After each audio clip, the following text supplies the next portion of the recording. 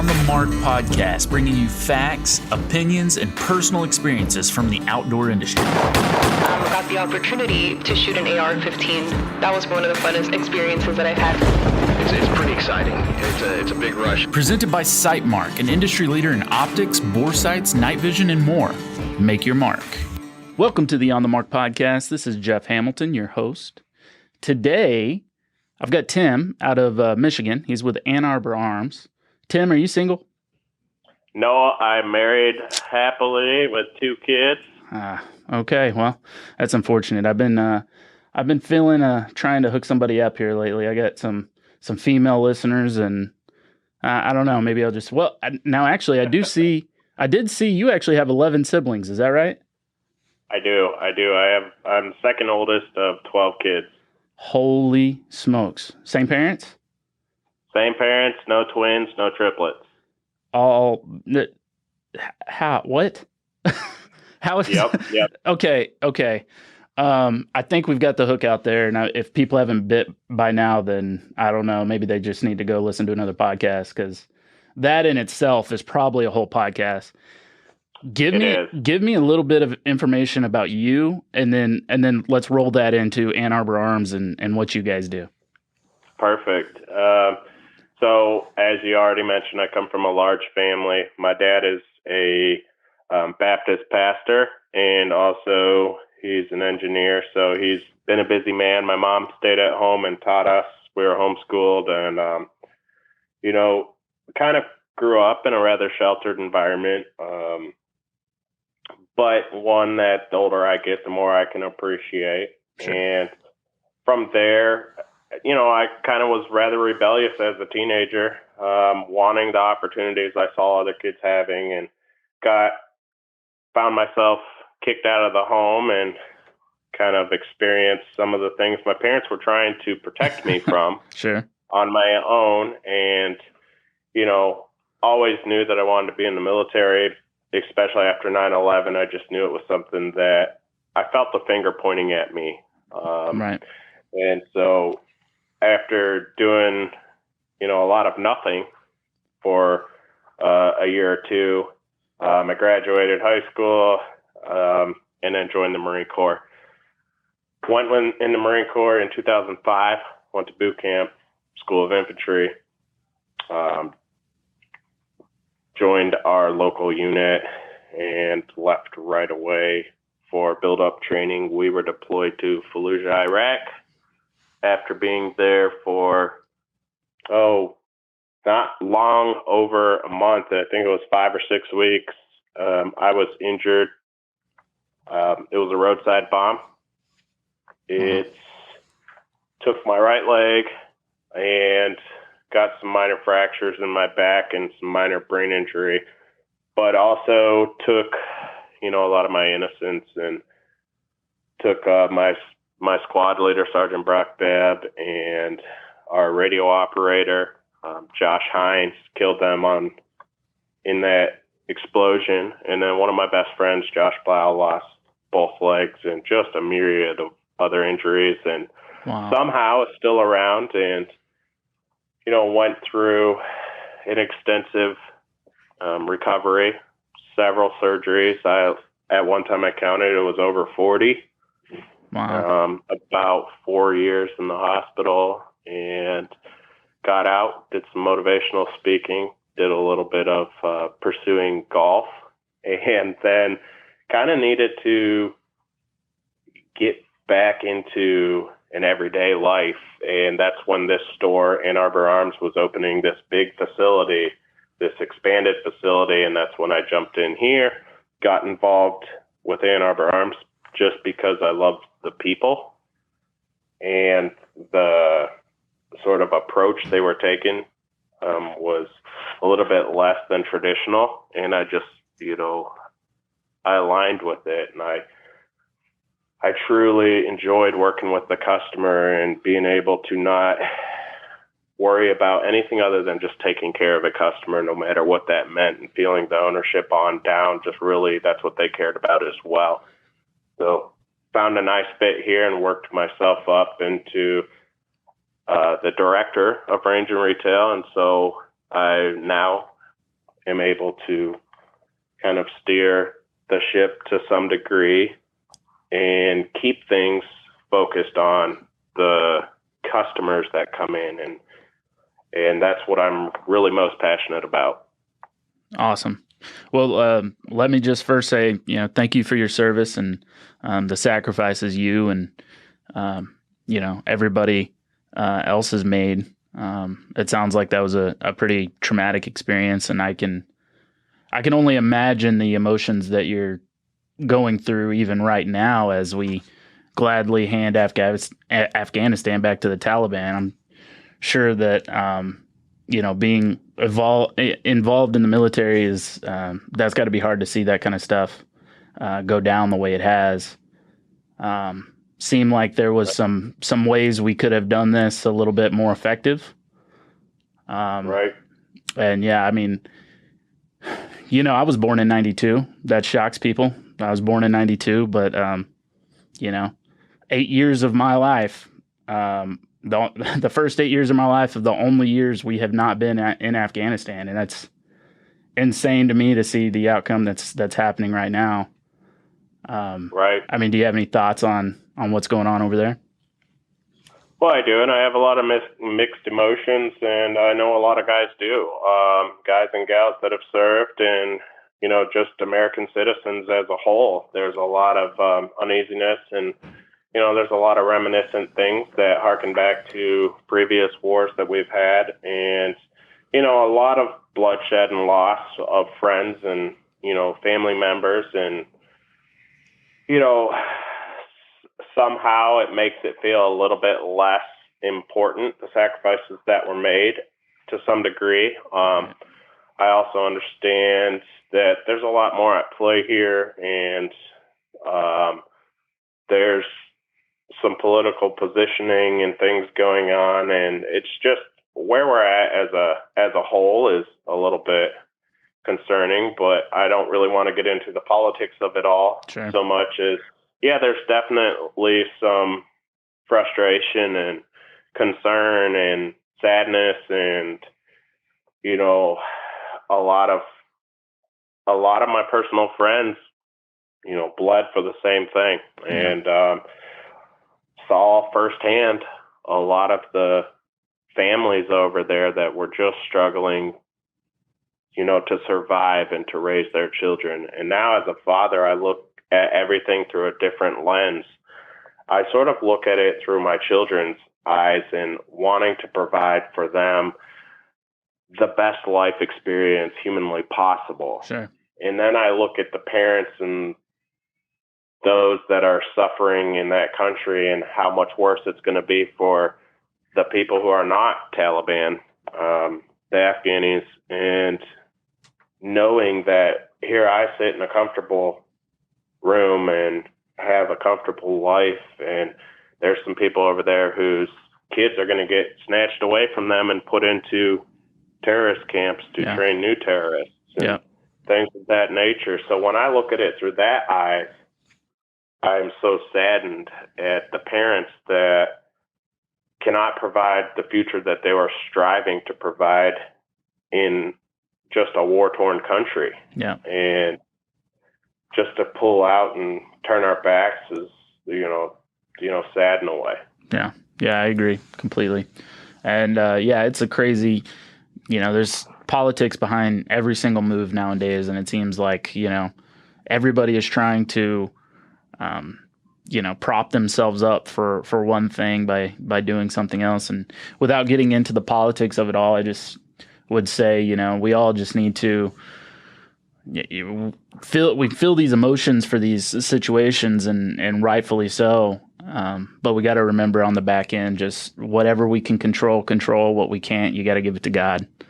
And that's the way I live my life. And there's a lot of emotions at play here, but like you said, we have to fall back and rely on something. And when everything else seems to be going away, I always feel like he's there anyway, going to take care of stuff. So we'll just hope that happens instead of getting sucked down this rabbit hole. I'm going to switch it back over. We'll talk a little bit more about Ann Arbor Arms. Now, you guys also go by A3, is that right? Well, A3 is just sort of the easy way to, Ann Arbor Arms. We're in Ann Arbor, Michigan. So right. ARMS stands for firearms, obviously. And so the A3, since there's the three A's, is just kind of like a nice little logo that kind of fits. And so it's all part of who we are. Cool. And so we don't go by one or the other. It's just all kind of part of it. If somebody was going to try and find you on Google, they would use Ann Arbor Arms. Correct. Okay, correct. Cool. That's the most important part, because if anybody does listen to this and decide to check you out, I want to make sure they can find you easily. Yes, sir. So you guys are a full retail shop, and then you also have a gun range. Is that correct? That's correct. We have 24 lanes, 3 different bays. Okay, very nice. As well as our retail. Very nice. And so in the retail side of stuff, I mean, walk me through a little bit about what you guys do. Is it just is it firearms, optics, just all your normal stuff, or you guys got any specialties? What's Ann Arbor Arms all about on the retail side? All right, so I think the easiest way to describe us is we have a good, better, and best mentality. If you go to a car shop or if you go to a dealership and you're shopping for a car, you want to see what you're looking at, but you might also want to see a step down, something a little less expensive, and you might want to see something a step up, a little bit higher. Right. So we want to have a selection that, sort of meets our facility and our mentality, and to have something for everyone. We want to have the inexpensive stuff that we approve of, that we've been able to guarantee sort of works, as well as the popular stuff, as well as the sort of higher end stuff that you don't see everywhere at every gun shop. Sure. So we want to have a little bit of everything. I would say we do a lot of ARs. We do a lot of concealed carry firearms and everything in between. What do you think is the most popular concealed carry gun on the market? Well, it'd definitely be between 4. I don't know if I could tell you the exact first, second, third, and fourth places, but it would definitely be between the Glock 43X, the SIG 365, the Hellcat, Springfield Hellcat at the moment, and the Shield Plus, the new Shield Plus. So I would definitely say it's, those 4, I don't care whose list it is, those 4 are going to show up. Yeah. Yeah, I would agree. Those are the ones I seem to hear quite a bit about. I personally have both the Springfield and the Smith & Wesson. For me, the Hellcat was a little bit better fit for me. It was a no-brainer to go with 14 rounds. Well, I had the Smith & Wesson M&P 2.0 Shield.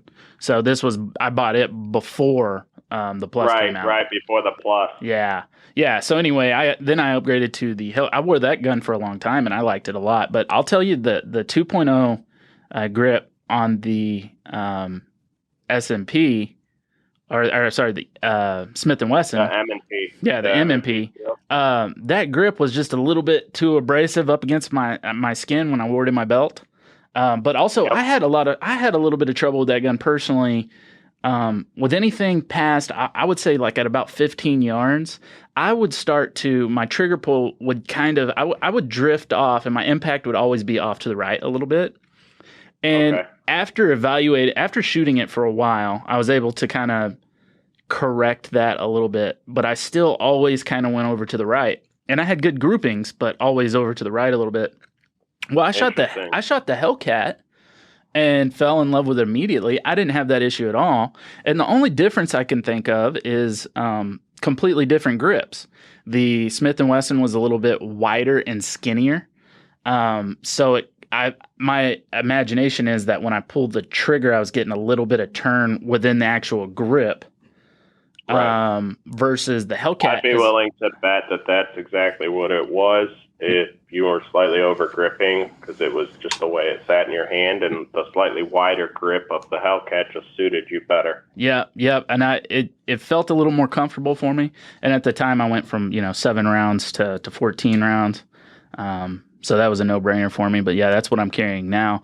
It's interesting because let's see, who was it that just came out with a new compact pistol? Was it Ruger? No, it was maybe Taurus. Ruger did. Ruger came did? out with the new Max 9. The Match 9, yes. That one gained a lot more attention than I expected.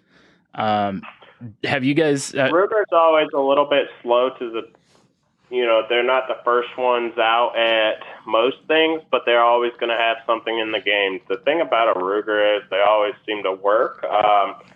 To me, in the past, they haven't been the highest on the feature side of things, but they always tend to work. So it's something that we always have. It's never the most sought after. It's never the least sought after, but it's always kind of, just underneath the main contenders, but not a huge distant. Yeah. The price point reflects too from Ruger to these other brands too. Generally across the spectrum. So that's one reason I bring them in there, because if somebody is looking at getting a concealed carry weapon today, they need to know those 4 main ones.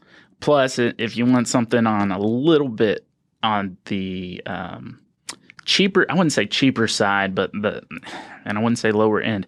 It's a lower value. It's priced lower. It's priced lower than the other ones. It's priced lower. It's priced slightly lower. But I think one of the biggest things is, somebody who carries every day, one of the coolest things that we can do here, and it's not to just jump back and plug us, but at the same point, we want to get out and try the new things and see if it's better than what we currently have. Right. And one of the things that we do is we do the rent to buy.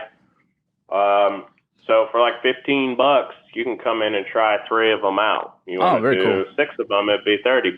But you come in and try them out, and we're going to give you a few rounds each one, 5 rounds per gun, and just let you come in and try them. Yeah, because that's awesome. If we all look at a gun, we might be visually attracted to one or the other. Right. But when we go and actually pull the trigger on each of them, 2 things happen. Either you realize that there's not tremendous differences between any of them, or a lot of times there's actually somebody just falls in love with, the trigger on one of them, or the feel in the hand of the other one. And a lot of the big things about the Shield 2.0 was that grip texture, and it was always one of the things that we would say is, look, in your hand, this feels rough. When you go and shoot it, you actually appreciate the texture because it doesn't move around in your hand as much. Right. But that is one of the things that you have to understand about yourself. If you're not wearing a T-shirt underneath your outer shirt that's tucked in, then that one will rub against the skin. Right. Yeah, absolutely. So I had heard, I was looking through my notes before I walked in here, and I saw that at one point in time, recently, you guys were working on maybe getting some type of a TV show deal lined up, but then some stuff happened that kind of fell through, primarily because of some discrimination issues against the firearms industry. I don't really want to, obviously we don't want to drag anybody through the mud. We take it all day long, every day, but generally the firearms industry doesn't dish it back out to companies that do us bad. Without necessarily slandering anybody, could you walk me through kind of what happened in this situation?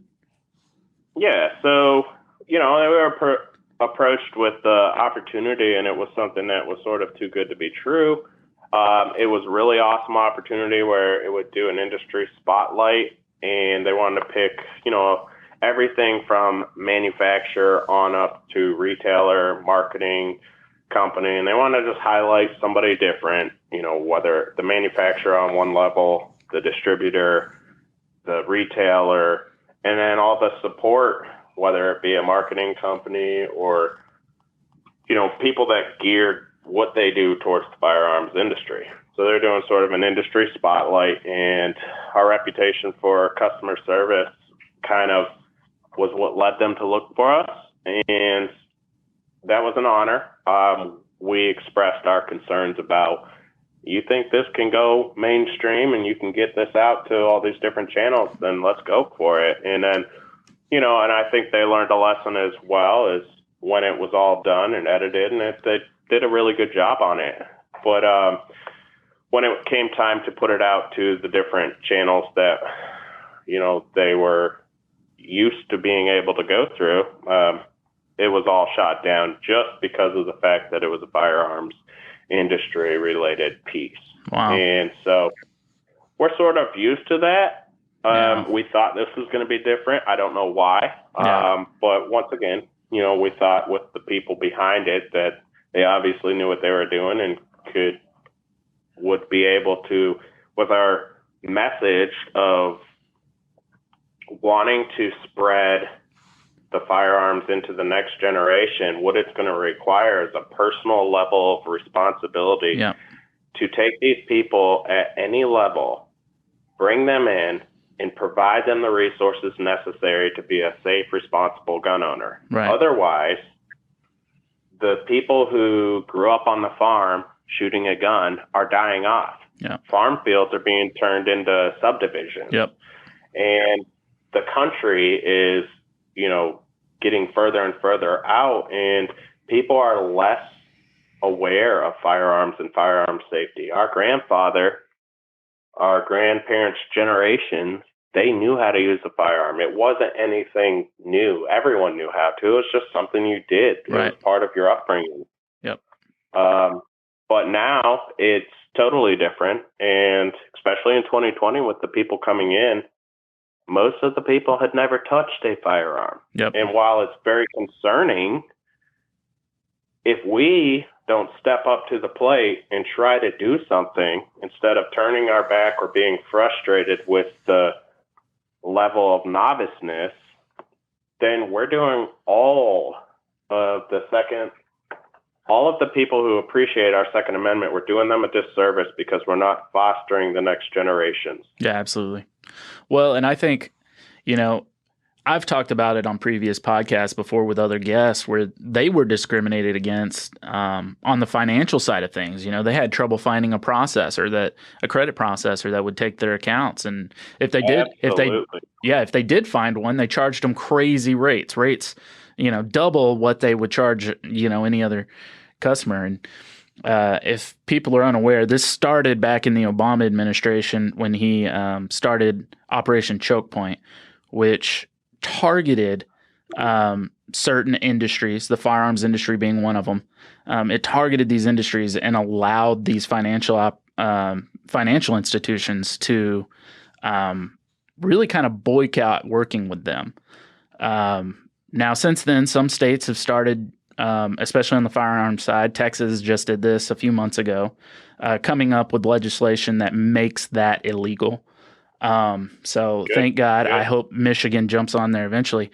But when it comes to stuff like TV shows, this is happening all the time. There are other opportunities for people in the firearms industry where they've had some type of plug like that got pulled from them because the network or the distributors wouldn't pick it up. And just like you said, it's up to us to be able to educate and train and teach people new things. But the people that before would grow up on a farm, and as they grew up with 12 siblings, that farm splits into 12 pieces. And then as those 12 siblings have kids, that farm splits into more pieces. And all of a sudden you've got kids selling off property and stuff like that. They turn into housing divisions. And 20 years down the road, you've got people who didn't grow up with the same ability of being able to fire on their property. I get that.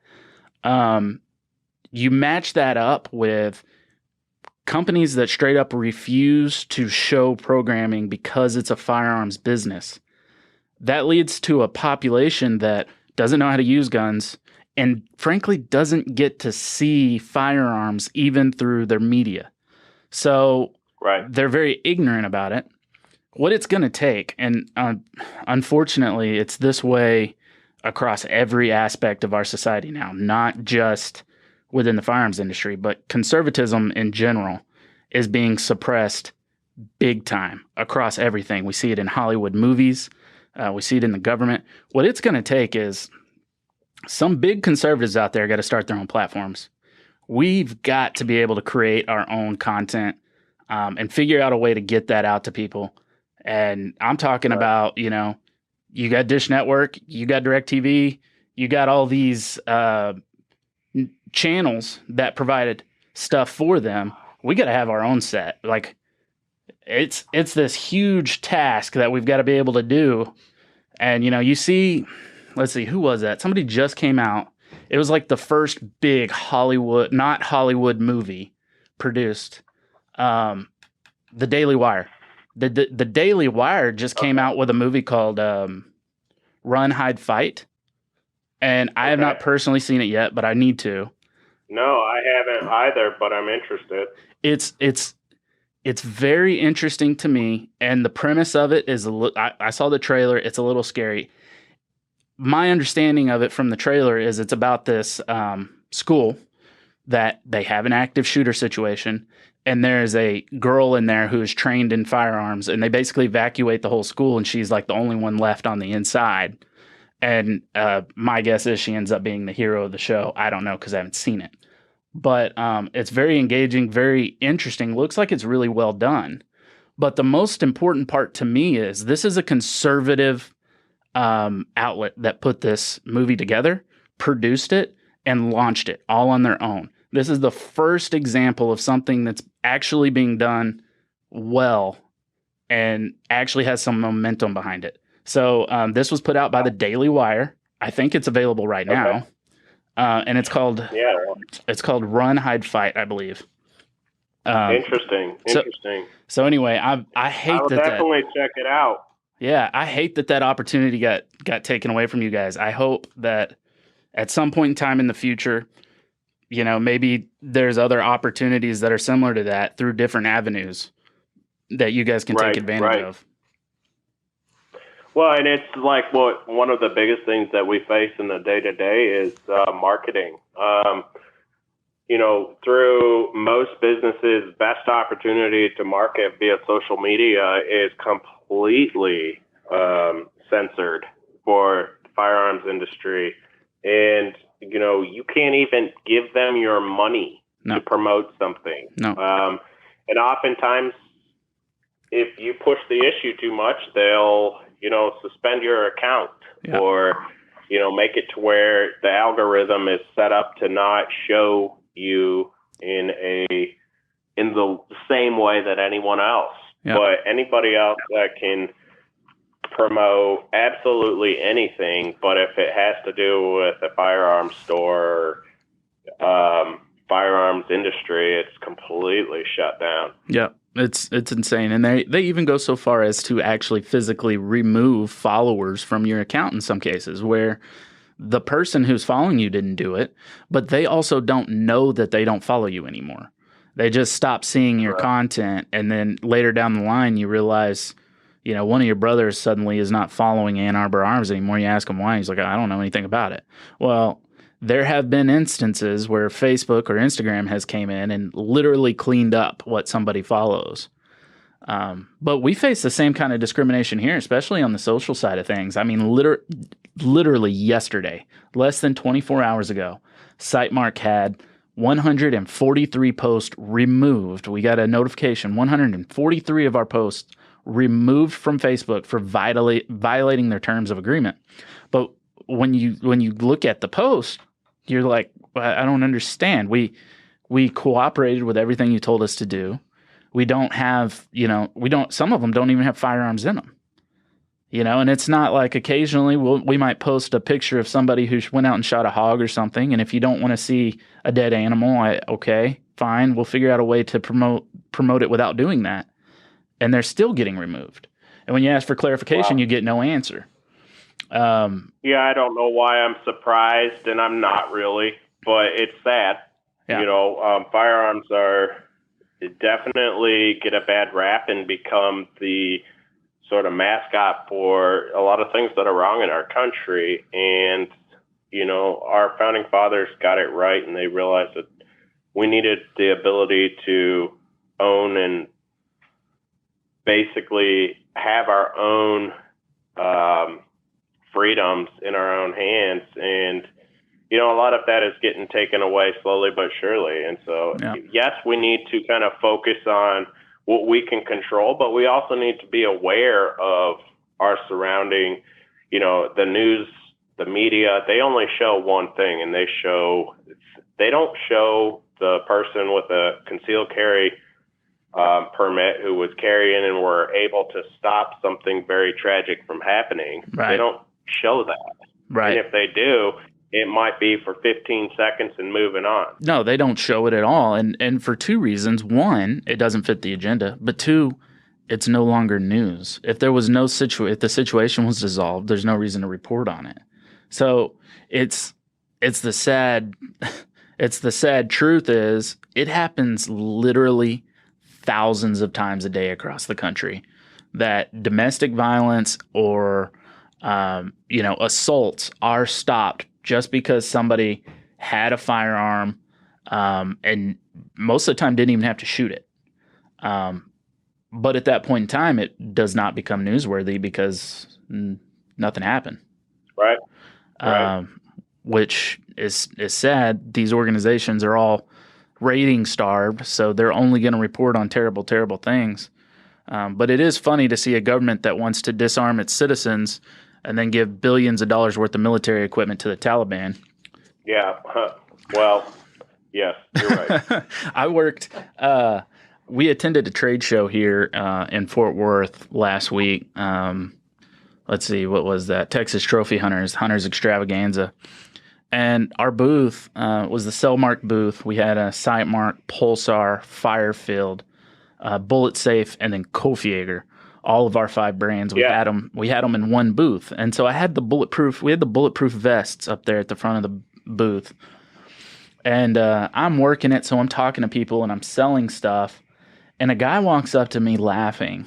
And I'm standing right by the bulletproof vests. And he's just laughing and he's like, "Who buys this crap?" And I was like, "Man, a lot of people buy this stuff."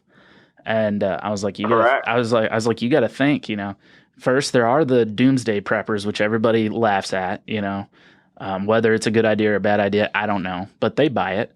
But in the recent violence that's happened in the last 2 years across the entire nation, some of the look at Chicago, has multiple double-digit shootings up in the 20s or 30s almost every single weekend. People within those communities, there's good people living in there scared for their lives. They're buying this stuff up like crazy. And he was like, "Well, isn't it mainly just the people that are scared of the government? It's the same people who are scared of getting their guns taken away." And I said, there is a factor of, yes, some people carry or have guns or have bulletproof vests because they are scared that one day the government is going to try and come and take over their lives. Yes, that is true. But what you're not thinking about, you're sitting in your comfy house, in your secluded, neighborhood or whatever it might be, completely safe on a day-to-day basis. There's a reason. Well, unfortunately, there's too many examples of that not being the case right now, though. Right. We're not far from some areas that, I can tell you firsthand, my wife is, a SICU nurse. Yeah. And she sees gunshot victims all the time, yep. And so everywhere isn't a safe place. Right. And I can tell you, we sell the bullet safe vests here. And last year they were hot to trot. Yeah. Everybody came in and couldn't keep them on the shelf. Yep. What I had you look at things through the lens of trying to protect yours. Right. And what you truly love and care about. Right. Absolutely. If you feel threatened, it's one thing, but if you feel that they are threatened, you're going to do anything in your power to protect them and their well-being. Yeah. And that's what a lot of people were coming in here with the riots and the protests and with the things of that nature. You were finding people who, look, they weren't trying to get involved. They just wanted to make sure that they could ensure their safety. Yeah, absolutely. Well, and this guy, he again's laughing at the type of people that might buy this type of stuff, and he was talking about bulletproof vests, but he also brought guns into it. And so I explained to him that there's the two people that you're thinking about right now. One, they're protecting themselves from other normal people who might just be crazy and out to get them. protecting themselves from what they see as maybe a government that's going to try and overstep their bounds. But the third category that nobody seems to talk about is why we don't have wars here in the United States. Wars happen in other countries. If we are involved in a war, most of the time it's happening over there because the majority of their population's not armed. We have an entire army of citizens that could easily protect their own property in the event. I mean, you talk about an outside military force saying, and don't get me wrong, most of us don't have military grade equipment, but to say we're going to attack the United States and we want to play over there, where are you going to do it? Because now you have to worry about not only our military forces, but also just our civilians. Right. And after I mentioned that to the guy, he goes, "Oh, wow, you know what? I actually never thought about it that way." And I was like, yeah, I mean, you say what you want to about any of this stuff, but, you know, there's a good reason behind everything that people do when they're purchasing these items, for the most part. Some people have bad intentions. It's, you know, we'll weed those people out as best as we can. Well, and I tell you what, I mean, take yourself back to 2001 and just the sentiments around those, you know, the September 11th events.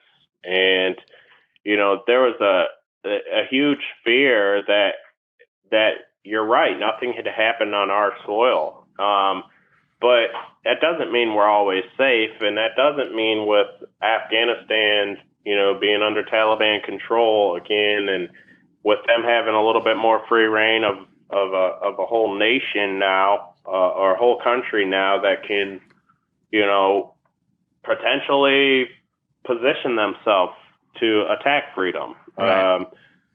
It's not out of the realm of imagination. Right. Yeah, absolutely. So with all this being said, I'm gonna kind of switch topics here because we are running close to time. I'm only gonna take up about 10 more minutes of your time.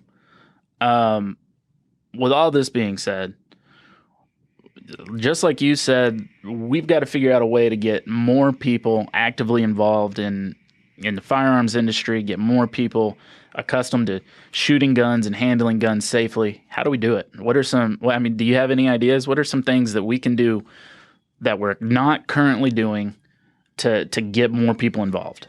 Well, this is one of the things we're most passionate about, okay, because it's where we're at and it's what we're seeing. We're in a rather, liberal town of Ann Arbor, and, we're seeing a lot of people who've been scared of guns and who never saw the need to own a gun. But then when people were fighting in the grocery stores over toilet paper last year, all of a sudden, they realized, okay, well, I'm not going to tell my friends, but I'm going to definitely make sure that I'm safe in my home. Right. And so we saw all these people who were coming in not wanting to talk much about it, but they're a threat to themselves. Right. They didn't know which end of the gun to hold and how not to, their finger instantly goes to the trigger and they want to point it at it. What we try and do is create a safe space here in our retail environment where we check the guns consistently every single time they change hands, but be able to take the people where they come.